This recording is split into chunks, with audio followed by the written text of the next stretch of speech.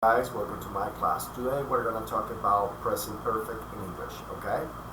El día de hoy vamos a hablar de lo que es el presente perfecto del inglés, para qué se usa y cómo se construye este tiempo verbal, ¿sí? Lo primero que tenemos que saber es para qué se usa este tiempo, porque muchas veces cuando estudiamos en el colegio, en la universidad, lo vemos reiteradas veces, pero no entendemos cuál es el uso de esto y nos hablan de un presente perfecto, nos hablan de un participio, nos hablan de tantas cosas que al final no entendemos cómo utilizar. Entonces el presente perfecto, primero que nada, es un tiempo que nosotros utilizamos para hablar de cosas que se han hecho, cosas que hemos hecho. Por ejemplo, yo he visitado Madrid 3 veces, nosotros hemos vivido en este país por muchos años, tú has leído la misma historia 5 veces. ¿Ok? ¿Qué es lo primero que tenemos que entender? Que acá nosotros vamos a trabajar con la siguiente estructura. Vamos a utilizar un sujeto, un auxiliar, un verbo en participio y un complemento. Ahora vamos a desglosar parte por parte.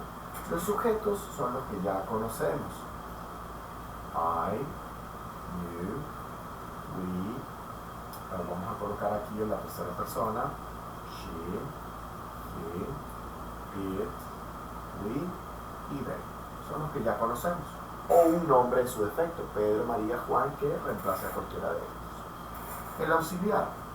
Para el auxiliar vamos a utilizar dos. Este señor o este señor.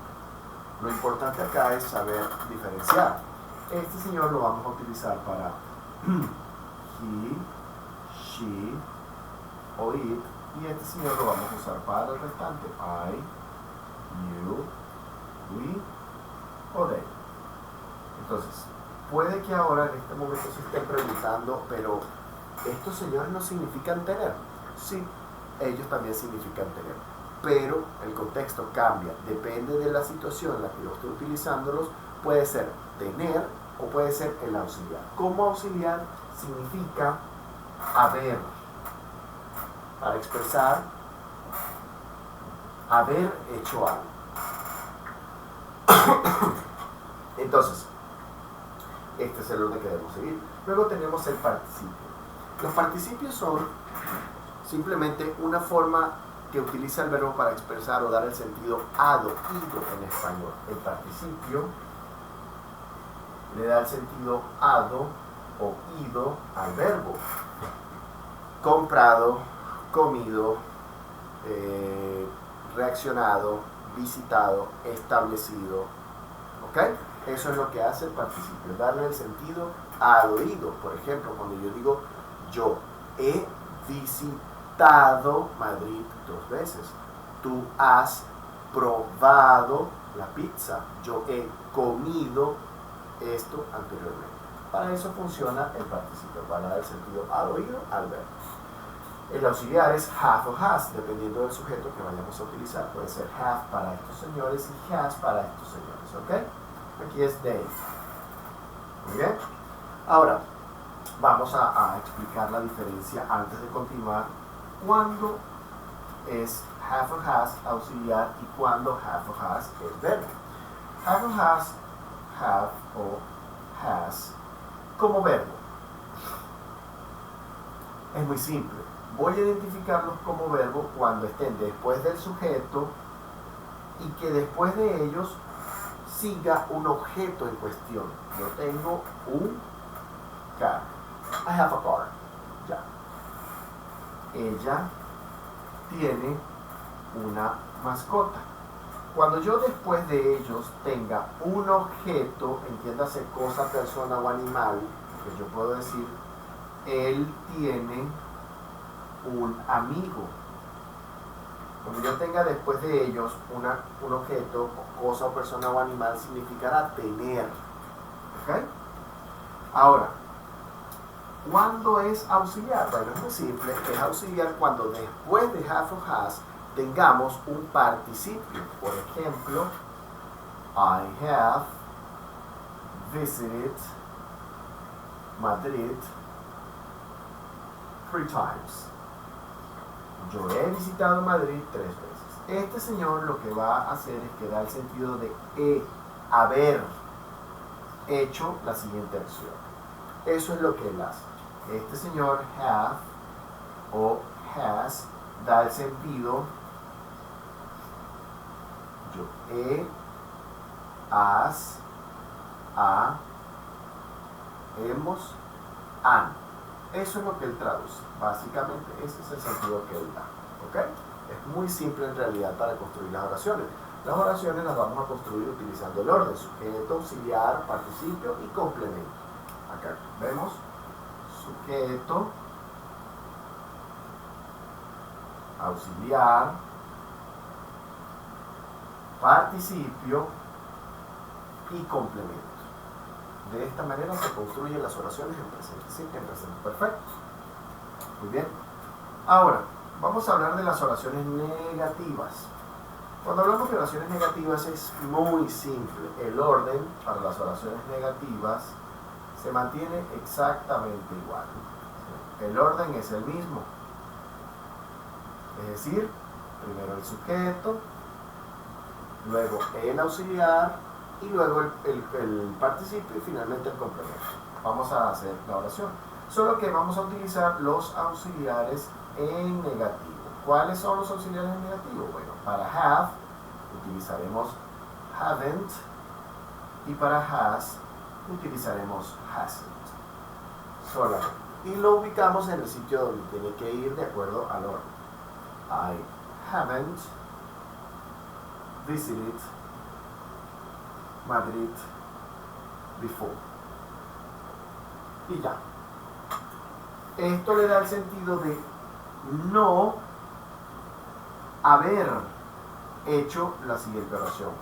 Yo no he visitado Madrid antes. Eso es lo que él hace. Para has es exactamente igual. Lo digo, she hasn't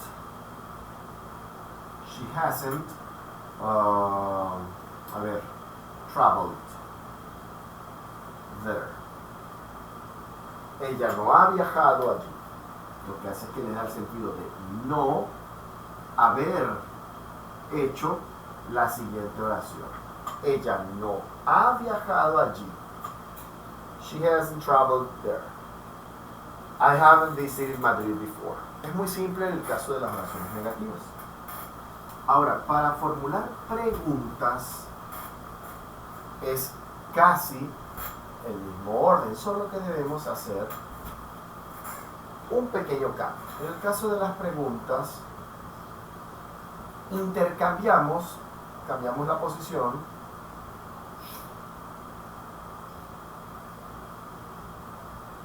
del sujeto con el auxiliar, solamente.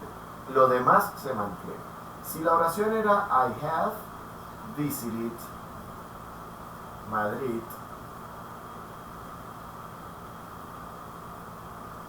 bueno, entonces yo cambio el orden del auxiliar con el sujeto. O vamos a ponerle asa acá. Vamos a ponerlo con D. Para que sea. Yo cambio este orden y ya. Have they visited Madrid? Y agrego mi signo de interrogación. En inglés utilizamos un solo signo de interrogación al final. ¿Han ellos visitado Madrid? Have they visited Madrid? Así se formulan las preguntas con el presente perfecto. Entonces, no hay otra forma de crear las preguntas, a menos que sean preguntas negativas. Si fuesen preguntas negativas, pues utilizaríamos el mismo orden, solo que colocaríamos el auxiliar de forma negativa. Haven't they visited Madrid? Simplemente para rectificar algo que ya sé. ¿No han ellos visitado Madrid? Como pueden ver, es sumamente sencillo el utilizar el presente perfecto. En resumidas cuentas, el presente perfecto lo vamos a utilizar para hablar de acciones que se han hecho, que alguien ha hecho. Es importante destacar que el auxiliar haber no puede faltar, que las oraciones se crean utilizando el orden de sujeto, auxiliar, participio y complemento, auxiliar que va a ser have o has dependiendo del sujeto, preguntas en oraciones en negativo, El mismo orden que la oración positiva, solo que vamos a utilizar el negativo de have o has. En este caso, haven't o hasn't. Y para las preguntas vamos a utilizar el mismo orden, solo que intercambiamos la posición del sujeto con el verbo. Have they, have you. Ahora, ¿qué sucede si la oración es I have visited Madrid? Si el sujeto es I, bueno, cuando vaya a formular la pregunta debo cambiar I por you. Have you? ¿Has tú visitado Madrid? De resto todo es exactamente igual. El complemento, el participio, y recordemos que el participio le da el sentido ad-oído al verbo. Espero que hayan entendido todo, la diferencia entre have y has como verbo y como auxiliar, y no me queda más que despedirme hasta una nueva oportunidad. Bye guys.